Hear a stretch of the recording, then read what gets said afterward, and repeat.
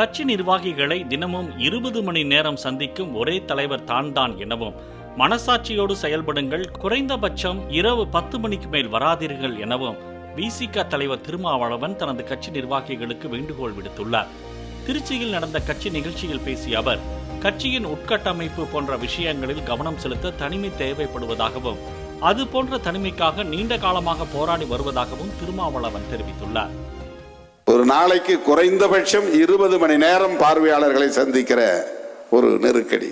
மனசாட்சியோடு இரவு 10 மணிக்கு மேல் போய் தொல்லை செய்யக்கூடாது. குறைந்தபட்சம் எந்த தலைவரையும் 10 மணிக்கு யாரும் போய் பார்ப்பதில்லை. நான் எந்த ஹோட்டலில் போய் தங்குறனோ அந்த ரூமு கதவு இருக்கு பாருங்க, வெளியில இருந்து ஒரு 100 பேர் உள்ள தள்ளுவான், உள்ள இருந்து ஒரு 50 பேர் வெளியே தள்ளுவான். அங்க வந்து என்னையான்னா ஒண்ணும் இல்லை, சும்மா நின்றுட்டு இருப்பான். எதுக்குயா இவ்வளவு பெரிய போராட்டம்?